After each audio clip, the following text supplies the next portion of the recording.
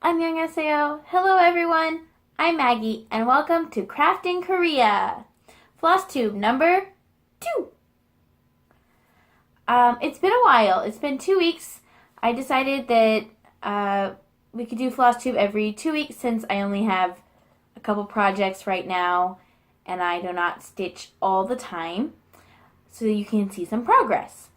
I thought it'd also be really fun to, at the beginning of my videos, add a Korean word of the day.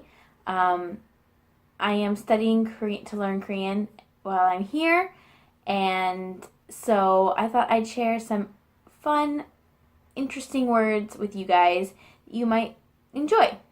So today I'm going to share actually 2 words. The first is 안녕하세요. 안녕하세요. And that means, hello, how are you? So if you notice, at the beginning of my video, I always greet in Korean first. So that's what that is. It's the greeting for pretty much everything. Hi, hello, how are you? What's up? You can shorten it to 안녕, 안녕, 안녕. And that's the first one. Hello. 안녕. 안녕하세요. The second word is the most important word. And that's how to say cross stitch in Korean. Right? It's the most important as floss tubers. We need to know. So cross stitch in Korean is 십자수. 십자수. 십자수. So that's how, if you're looking for cross-stitch patterns and you want to know, or a cross-stitch shop in Korea, you should ask about 십자수. So that is our 2 Korean words for today. 안녕하세요, 십자수. I hope that that's fun and you guys enjoy that. We'll see what you think, I guess. It has been crazy, crazy cold here. Maybe not as cold as it's been in some of like northern Midwestern America, because it is really cold there. But it's been pretty cold for here. We measure temperature in Celsius like the rest of the world does, except for like America. And so the temperature this morning when I went to work was negative 15 C. So cold, so cold. I looked it up. That's apparently about 5 degrees Fahrenheit, so pretty cold. And when the wind is blowing and I ride my bike to work, it's just like, so cold. Gotta bundle up a lot. So when I'm not freezing outside, I am definitely trying to stay warm, and that means curling up on the heated on-the floor and stitching. So let's get into the first finish, maybe? So as you know, I was working on the Norige pattern from StemStitch. There's the pattern. And I was dividing the 9 into blocks of 3. But originally, I planned to stitch them all on the same fabric and then cut them apart later. I got tired of the big fabric. So I went ahead and cut the fabric to make 3 pieces. And the middle section is finished. So here is where you saw it last. And I also included a picture of the last tassel before I did the back stitching and after the back stitching. So as you can tell, this pattern, like we said last time, the back stitching is everything. So here is my finished, first to finish ever, first finish of 2018. Here we go.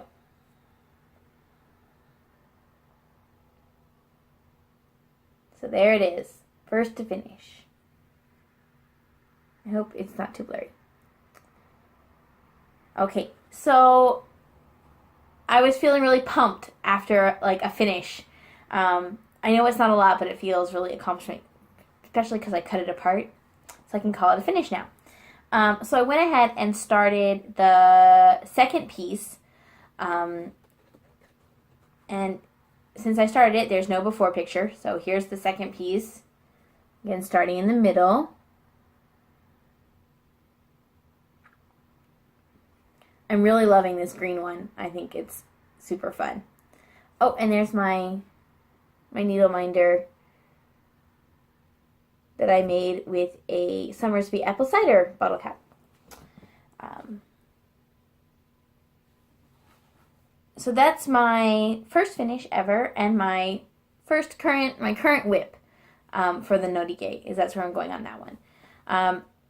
After I finished a bit on that, I decided it was time to go back to the Parrot. My big piece for my boyfriend's mom. So, the Parrot has been a learning experience.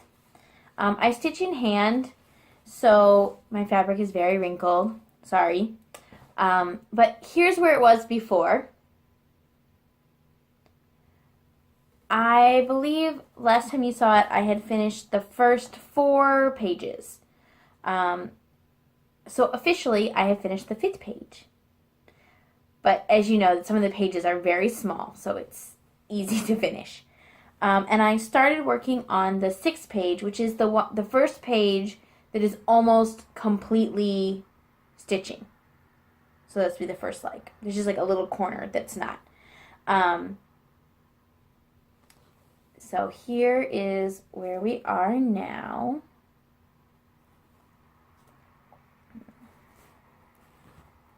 See it all the way down the bottom, kind of like a branch.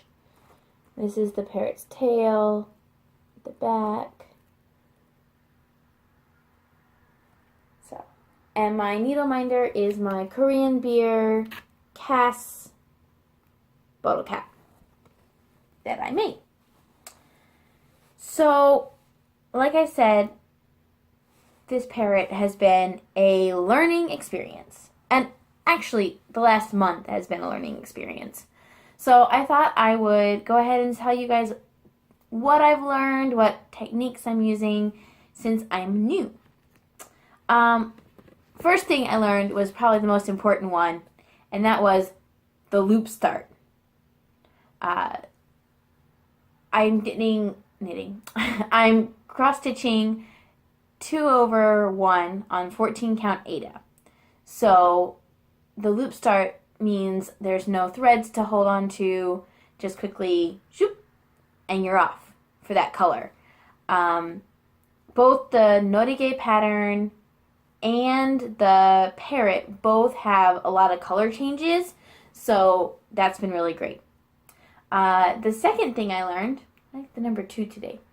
The second thing I learned was the pin stitch.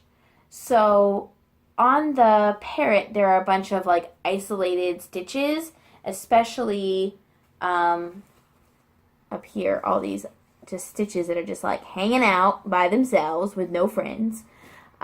Especially look at that guy up there. So I was like, what am I supposed to do? Where does the thread go when you finish? Because I did know before that when you finish, you could tuck the threads under and kind of like tie a little knot and it would all stay. So I was kind of doing that on the Notige, but then when I started the Parrot, I wasn't sure what to do. So I'll link the video below because I don't remember who it was that I learned. She taught how to do a pin stitch on a bunch of different counts and sizes. And I think I searched how to cross-stitch isolated stitches, probably in YouTube. And it was super helpful. So that became my ending point for everything, even if it didn't really need it. I did all of the thread color finishes with the pin stitch. I still leave a little bit extra and like tuck it under some threads because I definitely want to feel like it's secure. And I'm sure it is, but I get paranoid. So after all that hard work, I don't want the stitches to come out. So those are the first two things I learned. How to start, how to finish. Pretty good. The next two things I learned are mistakes. So obviously you make mistakes. So the next thing I learned how to do was how to frog. And the way I decided to do it was to pull out as much of the color that was wrong and extra if I needed more thread, and then pin stitch where I was so that I could kind of save the stitches that were there instead of having to take out the whole color that was done.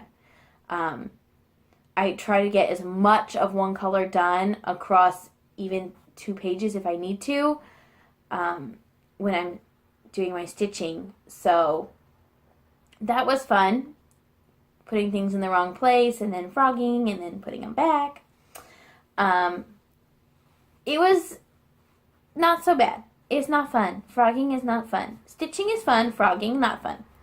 The next mistake I learned is kind of a funny one. So, the fabric for the Parrot is rather large. And I started over here on the right side. And I'm right-handed. So when I stitch in hand, I have my right hand behind the fabric. I feel I have more control coming up the back holes. And then my left hand, where I can see the holes, just kind of stabs in. And the fabric was like really long. Had all this fabric on my arm, basically, trying to get to stitching. And it wasn't working for me. So I thought, oh, I'll just stitch it sideways, because then I can come up from the bottom.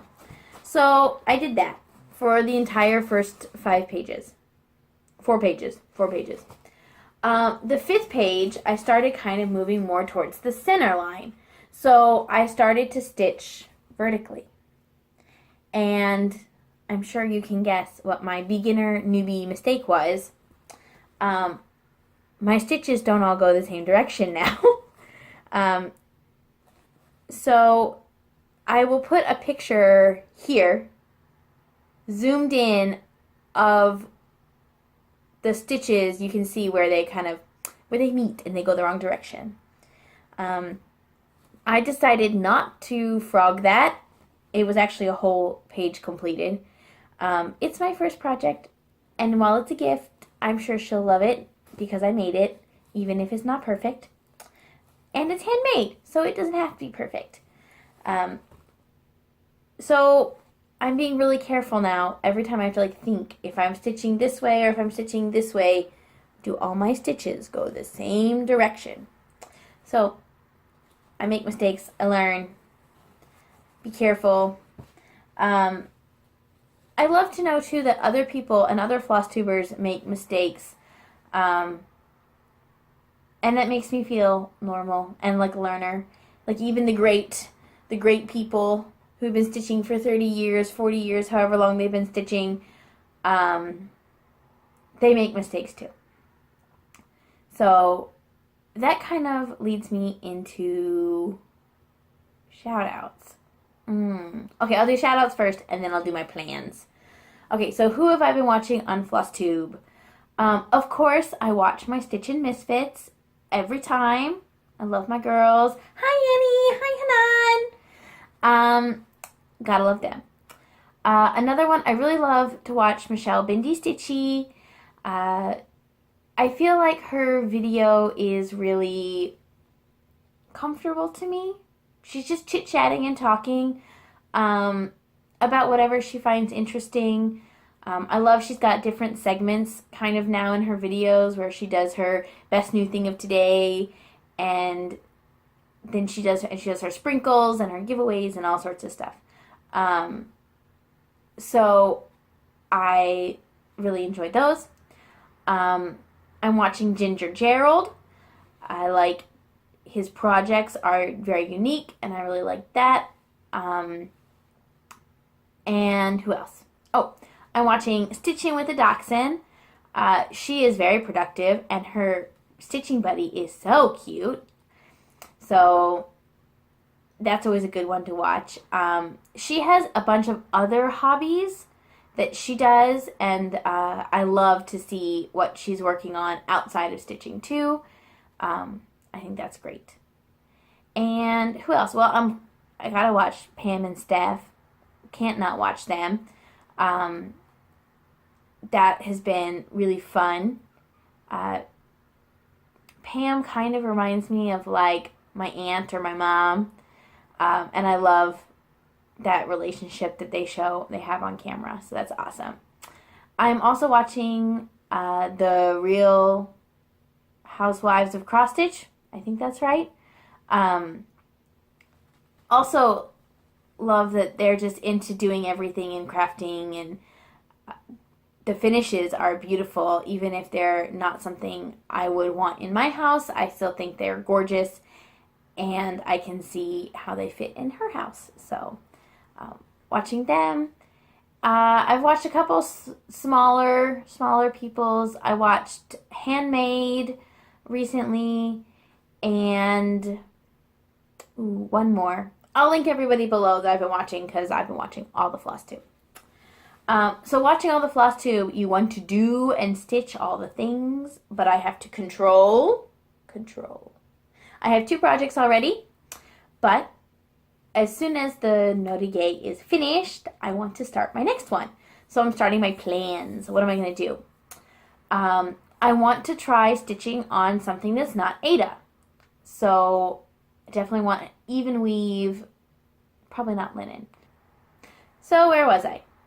Sorry about that. I had to cough. Living in Korea, sometimes the air quality is really bad, and lately it's not been the best, but I still must go to work, so have to spend some time outside. So where was I? I think I was talking about my plans.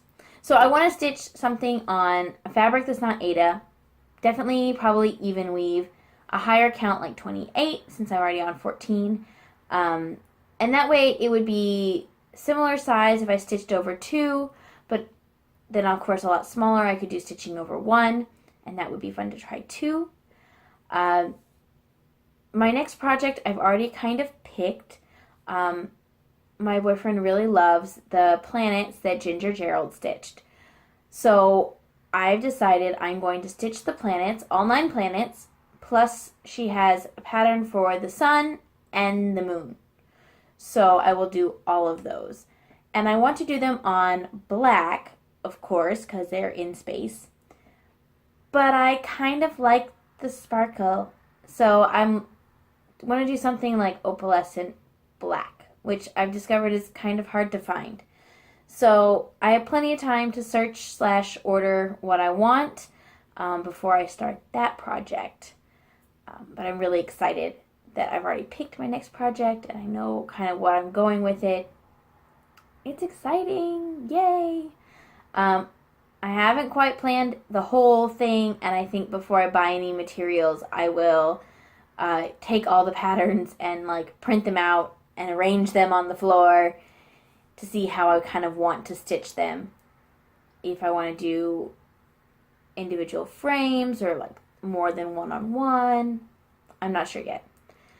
So that's my plan. It's coming. It's coming. I'm almost halfway done with the Norige.